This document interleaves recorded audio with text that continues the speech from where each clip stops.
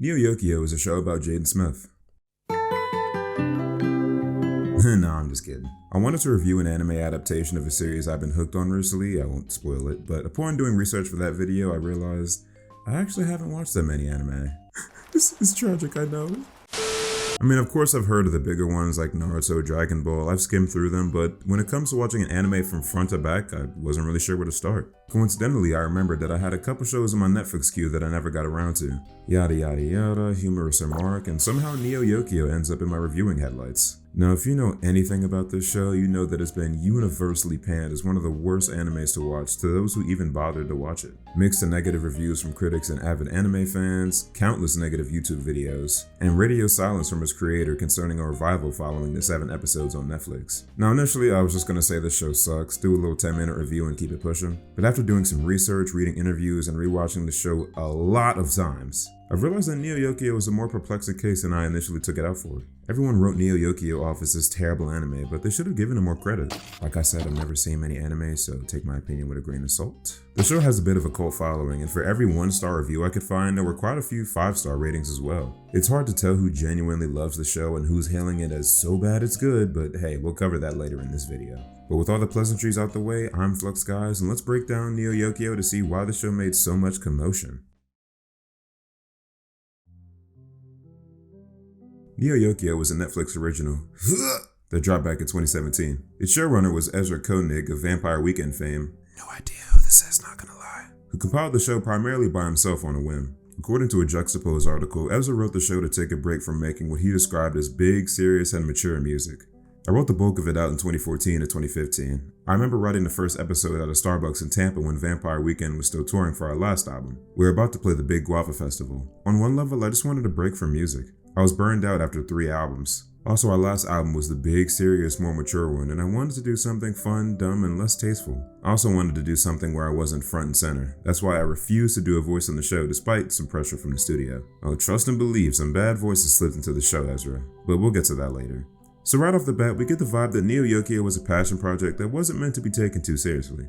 Later in the article, Ezra labels the show as a loving parody of old anime, which is definitely the vibe that the pilot episode gives. In fact, as we'll get to later, Neo Yokio's deadpan humor might have been one of its best attributes. He also goes into detail about the shows that influenced Neo Yokio, like Tokyo Babylon, Ranma 1.5, Mice and Ikaku, Jeeves and Wooster. I've never seen these shows, but these might mean something to somebody. And that he wanted to have a project bringing people of different cultures together, almost like an anime melting pot. All this is well and good, but you start noticing red flags when Ezra starts getting into the nitty-gritty, dare I say, most vital parts of the show. Regarding writing, Neo Yokio didn't have the funds to afford a writer's room, which kneecaps the show immediately. The first season, when we were making it at Fox, we put all the budget into hiring Furuhashi, hope I'm saying that right, to do the boards and stuff. We couldn't really afford to have a writer's room, and I would just do a Neo Yokio season where we bring in even more people to be a part of it. I'd love for Deezus and Mero to write an episode. I also want to point out, even just as voice actors, they wrote a lot. The they, excuse my grammar, Ezra's talking about are Jaden Smith, Deezus Nice, and the kid Mero, all of whom voiced the main characters within the show. Deezus and Mero were a comedy duo prominent around the time of the show's writing, seemingly being hired for their comedy chops alone. But jokes alone don't make a show, even if it is a comedy. Most of the roles that the two played were podcast and talk show related, not really for writing. As for Jaden, Real talk? Sometimes I am scared by all my wisdom. If I had a nickel for every time I cried in the back of an Uber, I'd have another pair of Yeezys. I hope you know that no Shout out to my guy, Zac Efron. Can take me away from Chemtrails. you. You're the orange juice to my pulp. There's bread How eyes. can mirrors be real But you can't toast if what our isn't real. eyes aren't real? Hashtag bread people lives. Just stare in the mirror and cry. You'll be good. his legacy as the most pretentious teenager will never be lost. I've spoken before on the channel about how important writing for a show is back in my Total Drama All-Stars review, where we found out that particular season only had 4 writers, some of whom were barely acquainted with the show. But what makes it worse in this case is that Neo Yokio was a fresh concept. Total Drama All-Stars was building off of a previously existing property, and while the end result wasn't perfect, believe me, it was not. At least the foundations were still there. But Neo Yokio had no foundations to start with. It was just an idea with no one in the experience field to help expand it. From what I've gathered from all the interviews, Ezra just wanted to make a funny show with his friends. But from a professional standpoint, it all seems pretty shoddily thrown together. And looking from the point of view of that, I can see why people hated the show. They blew all the budget on the animation, which, spoiler alert, wasn't the best. Ezra hired his, no offense, amateur friends to write, voice, and produce the show. This lack of professional writers and just writing the show with amateur friends on a lazy Sunday makes Neo Yokio seem like a drunk afterthought instead of a passion project. But all of this is just from a pre-production standpoint. How do these bullet points actually affect the show? Neo Yokio takes place in an alternative, futuristic version of New York. Trust Google on that one, I'm getting more Hong Kong vibes, but that could just be me. Also, while recording this bit, I realized that Neo Yokio sounds like Neo Tokyo, a map on Rocket League that dropped months before the show came out. A game that I'd rather play instead of finishing this review.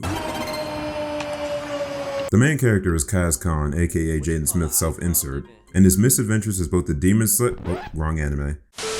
a demon catcher and a member of high-class society. Now the show's basis is a little simple. It's just trying to garner sympathy for the rich because of X reason, but the plot building goes a bit deeper. The demon catchers in Neo Yokio weren't initially citizens. They had to gain citizenship by catching demons that raided the illustrious city. So despite Kaz being in the upper echelons of wealth, his ancestors had to fight and claw their way to pave that road for him. Naturally, Kaz enjoys all the luxuries that come with wealth and doesn't have an issue living in Neo Yokio. But throughout the show, layers get peeled back and Kaz gets exposed to the dark and ugly secrets hidden behind the city's glossy diamond walls. Now to me, that sounds like a show I'd watch. It leaves plenty of room to write an engaging story that both tears down the bourgeoisie upper class and has plenty of action along the way. But come on, you've read the title of this video and seen my disappointment in the thumbnail. You know that somewhere in the middle, someone made a mess. While not entirely wrong, the synopsis I just gave you all filled in a lot of gaps that the show fails to fill for its audience. For one, all the exposition is given as a customs video for incoming travelers that lasts about 2 minutes of the actual show.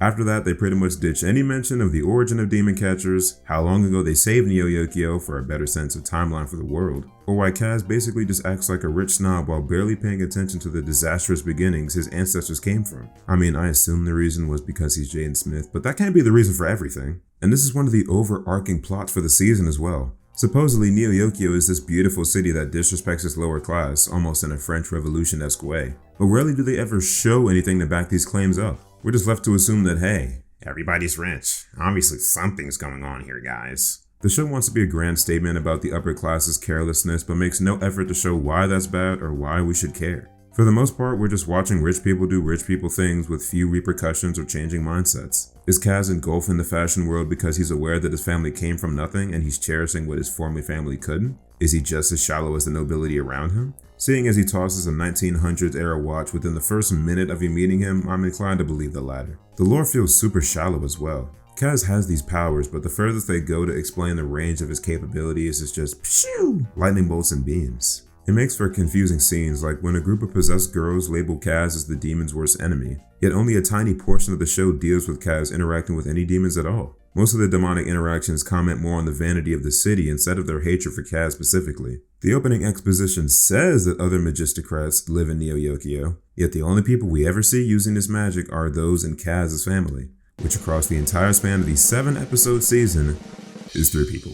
Technically 4, but you get my point. In fact, all of the supernatural or magical elements of the show feel secondary. Take Kaz's mecha butler, Charles. He's a bit of a stereotype, quite literally pouring himself tea in the intro sequence, because he's British. But despite that, I found him to be a pretty endearing character. But in this world that's supposedly full of the most prosperous people in the world, there's not a single other mecha to be seen. We see this little guy here in episode 1, but that's it. They love having this trope of telling us that these implied ideas exist, but not doing proper world building by showing us. Something as minor as having a scene with Charles and Kaz interacting with another mecha could do so much. Like if Kaz's rival had an even flashier mecha and the two had a fight over who's better. That would show that, hey, there's not just one of these random huge robot things just lying around in this superficial world. And speaking of superficial,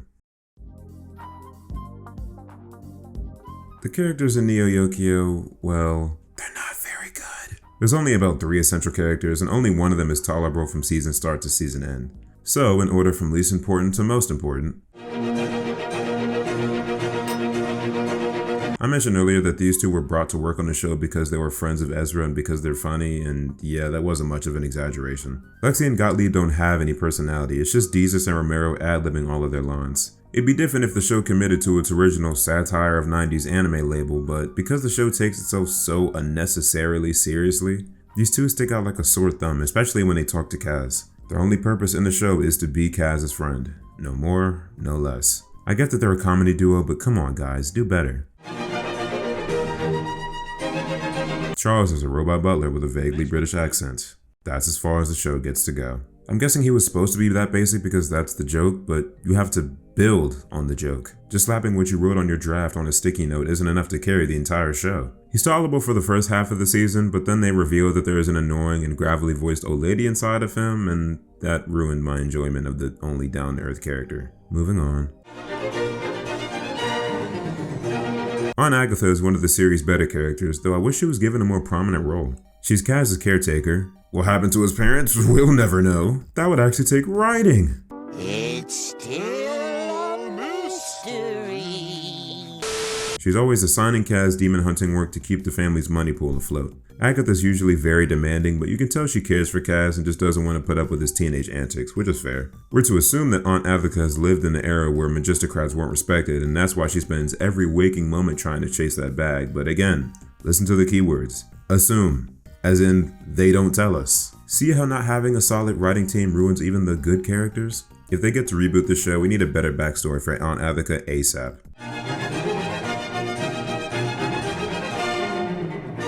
Archangelo is one of my favorite stereotypes in anime. My backlog isn't that extensive, so that's not saying much, but just go with it. He's the biggest evidence of the show primarily being a satire because he's just a dick, and it's hilarious. Seriously, he just exists to piss Kaz off and say non sequiturs that have nothing to do with anything. I love being in public when my hair is wet. I feel like a Gucci model. Archangelo and Kaz are mysteriously friends by the end because Archangelo just wanted to be homies. Indeed, a friendship for the ages. Hey, homie. Jesus Christ, this girl. Okay, so without beating a dead horse, how can I explain how terrible her character is? So, in the first episode, all we know about Helena is that she's a rich fashion blogger and that she and Kaz hooked up after a party. Real charming guy, by the way. After that, she gets possessed. Kaz does this little magic thing he be doing, and she's cured. Boom! They talk about how Kaz is single and that she should call him seemingly normal. Now, in episode 2, she's completely changed. Or I'm guessing she's changed since, again, we know nothing about this girl. Into this anti-capitalist, anti-Neo Yokian brat who won't leave her room because she's so jealous snobbishness of the city. Now, I'm not knocking on her message. In fact, that's the issue. I agree with her. The poor people on the outskirts of the town, as well as the demons, both agree that the city isn't what it seems. Perfect. Why is it being delivered from this girl's mouth? She is a teenager living in a lavish-ass town under the sea. Under the sea. She's one of the most famous people in the entire world. Hell, her street is literally an attraction in some Indy 500 adjacent race later in the series. She's the last person who should be spoon-feeding Kaz, the audience, about how snobbish Neo Yokio. Kaz mentions this very point to her, to which she argues everything I told you, and they just never bring it up again. It'd be one thing if Helena was this weird anomaly. Like she exists as a quiet flicker in the back of Kaz's head as he experiences things that make him want to denounce his own nobility. But Helena trying to do it is the same thing as Jaden Smith, demanding he's the most troubled guy while being in one of the wealthiest black families of all time. It may be true, but you're doing a terrible job of selling it to me. And to make matters worse, because we don't get established to Helena's character and have no idea who she is or what she stands for, it just sounds like she's whining about issues that have nothing to do with her. Ooh, Kaz, go to the ball without me. You're Neo rich, and you're in love with being a pretentious loser. I never want to leave my room and fall back to... Shut the f*** up! Shut up! I don't care. And then to top it all off, she ends up graduating from being a whiny teenager who hates the government and her hot topic hospital gown to being a national terrorist. How? Where's the logic? The reasoning? Where are you getting this artillery? You're not like that. Put me in the show. I'm beating your ass. You expect me to believe this 120-pound corked up white girl will have the manpower to access and the balls to blow up this landmark just because she hates the rich? And this is a core plot point too, apparently? I hate this. You must think I'm some kind of fool. And let me assure you, a fool I am not. And lastly, one of the things I'll actually praise Neo Yokio for is casting Jaden Smith as Kaz.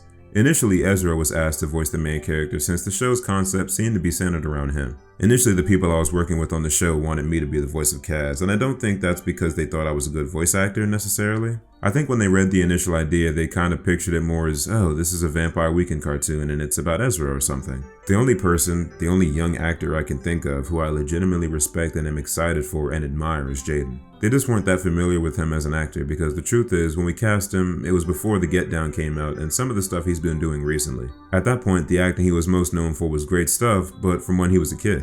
Everyone agreed that Jaden was fucking cool, but they were just like, oh, right, I guess he is an actor. I was like, hell yeah, he's an actor, let's get him in. He immediately had such an intuitive grasp about what it was about that he even inspired it further. To me, that's when the show really started, when Jaden signed on. Then we could suddenly think about it differently. His take on it was so smart. Yeah, if the writing of the show occurred between 2014 and 2015 like Ezra noted in his interview, Jaden Smith was 16. Have you seen Jaden Smith's thoughts and tweets at 16? Kaz's relationships with Helena just seem so Jaden Smith, like it's overly complicated for no reason and has a layer of, oh god, this is so deep and nobody's gonna get it like I do. Oh, my work is just so good.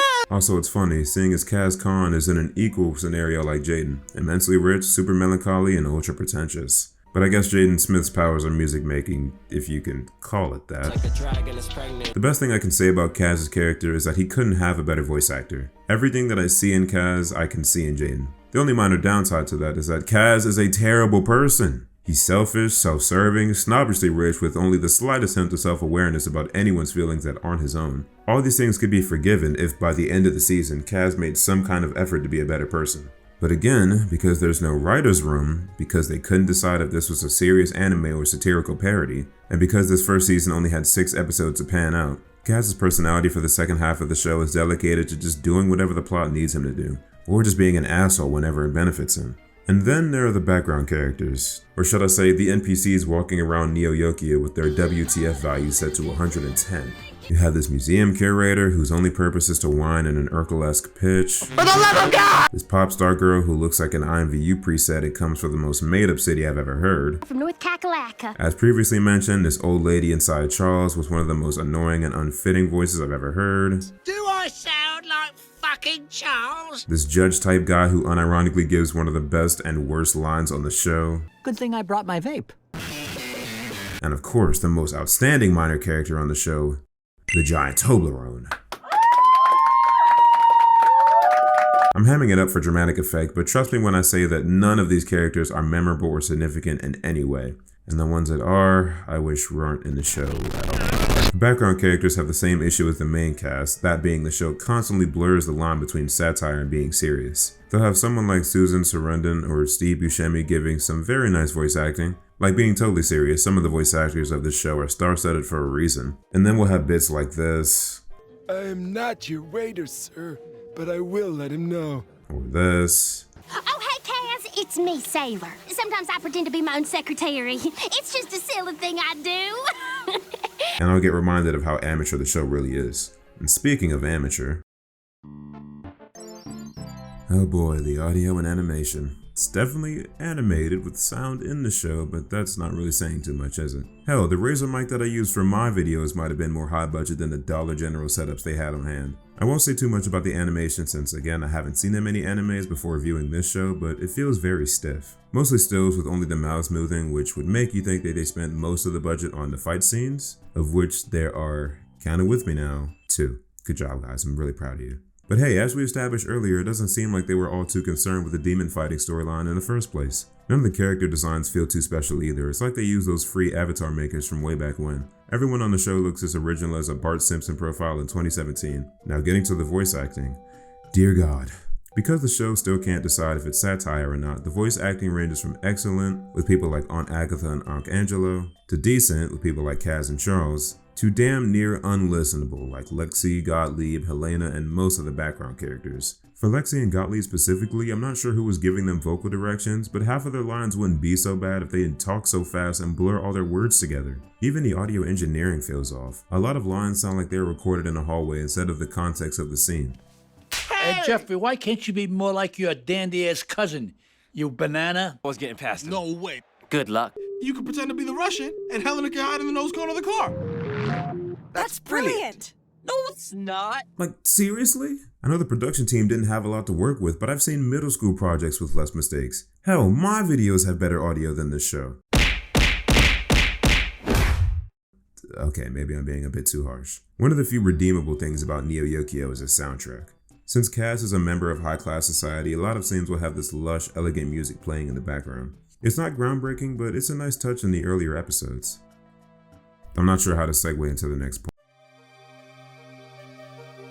The pacing has to be the worst thing about this series. Everything just happens for no reason or explanation. Kaz is performing an exorcism. Here's a chance to see his process, maybe find out more about these demon catchers, and he's just gonna give up in seconds and walk out. Okay. The plot of this episode is about a demon sympathizer in school, but yeah, let's have a side plot about a salad wine that doesn't go anywhere for the rest of the season. Not a single episode of the show feels like it flows well. They'll jump from scene to scene with no sense of why this is happening or why we should even care. The biggest example of this phenomenon being episode 4, Hampton's Water Magic. The episode starts with Kaz and Agatha mourning the death of Uncle Albert, Kaz's extended family. And by mourning, I mean Kaz showing as much emotion as he usually does, and Aunt Agatha using his death as a way to go check out the house to sell it. Really charming duo, I know. Perfect. And you'll have first dibs on Uncle Albert's loafer collection. Kaz goes to the house, bringing along Lexi and Gottlieb because why not, and finds the place in disarray. One of Kaz's cousins, who also has powers, comes by and berates Kaz for being too posh. There's no wit or nuance of the conversation, no commentary on why this cousin wants to stay on the outskirts of Neo Yokio, just wasting our time. Also, that's the happiest looking NPC saying bullshit that I've ever seen. Oh, that is bullshit! Meanwhile, Charles can't find a charger and Lexi and Gottlieb get transformed while checking out the magical pool. Now we have 3 plots going on here at once. Kaz cleaning up his uncle's house and retreading old memories, Lexi and Gottlieb being turned into fan service, and Charles not having a battery. So logically, where does the story go from here? Kaz begs Lexi to go as his girlfriend to a party to make Archangelo and his ex jealous, duh. Oh, why am I doing this review? We get to have silly hijinks, an essay case waiting to be filed, and Gottlieb is also doing stuff too, I guess. After Kaz point blank kisses Lexi at a party he didn't want to go to in a form that he didn't want to be in, Kaz calls Lexi homophobic and insists that he's overreacting.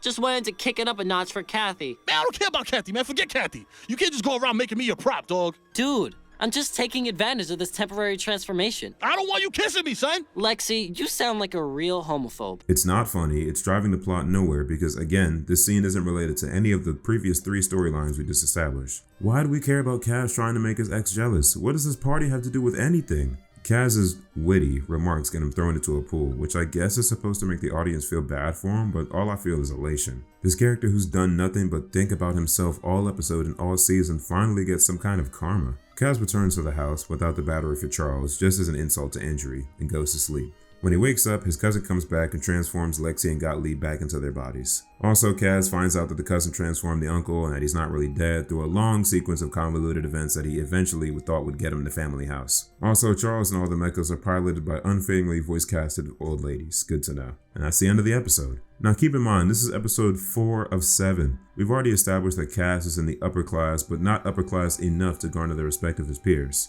That, and he's Jaden Smith, which means he's forever misunderstood regardless. We're also keeping in mind the idea that Neo Yokio is an illustrious city with secrets underneath the surface. Did anything in this episode give us something in terms of expanding the world, expanding our main character, or adding info to our 2 core series points? Not in the slightest, right? If anything, it felt like more of a destruction of character because up to this point, Kaz seemed like a typical teen engulfed in fashion, but he'd never been this desperate or pushy. Literally, every episode has the same sense of wanting to do something silly and nonsensical instead of just telling a good story. I had an entire 10 to 15 minutes planned in this video to review the Christmas special, Pink Christmas, but I scrapped it because it'd just be repeating the same bullet points again. Valuing cheap comedy over substance, having plot lines that go nowhere, they retconned the entire episode by saying it's a fictional bedtime story. The only plus that episode has is that the animation looks like what the rest of the show should have looked like. I guess paying their animation HQ actual change instead of peanuts makes a big difference, huh? Wrapping up this section though, Neo Yokio's writing again proves to be its biggest downfall.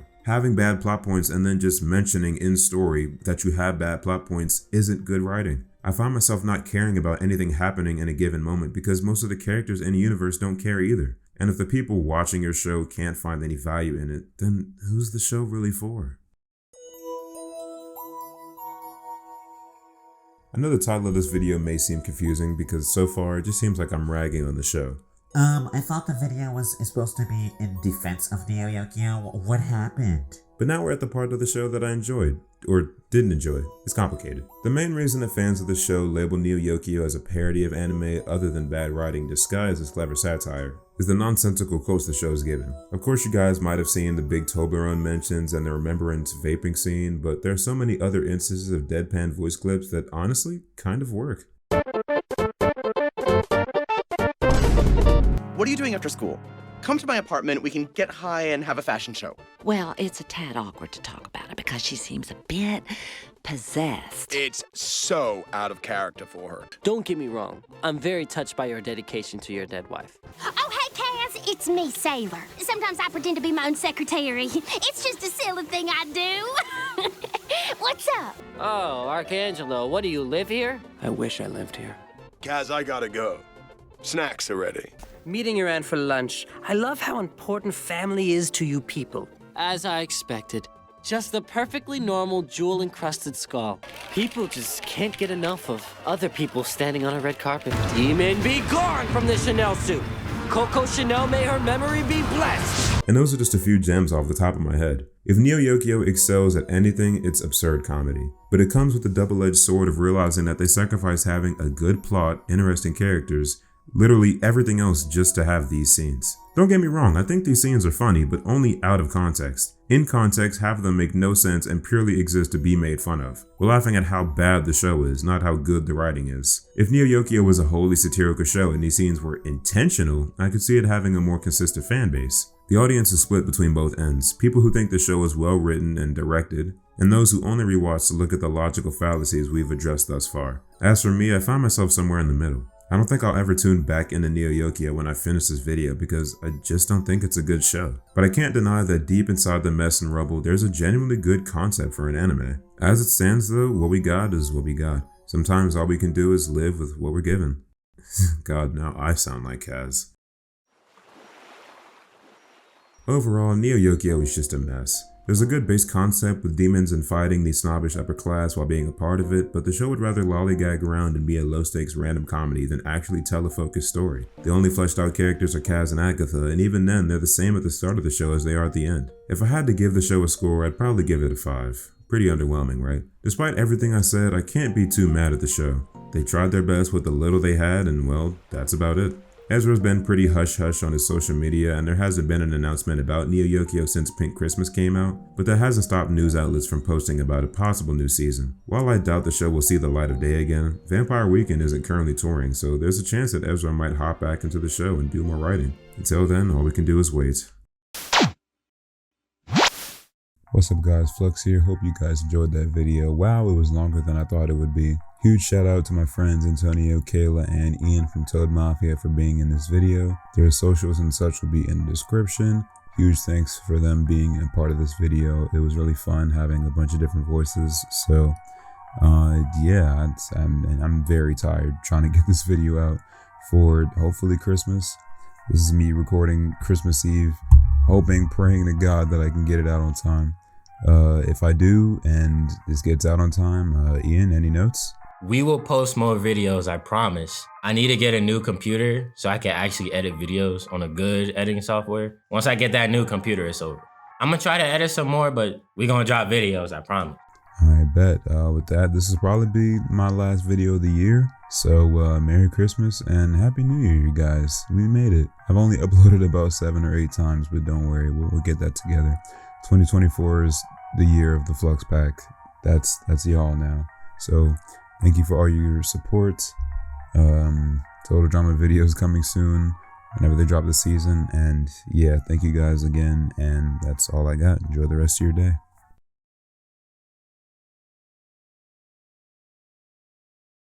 Real talk, sometimes I am scared by all my wisdom. Jaden out. All right. It's giving Radio Rebel. It really is.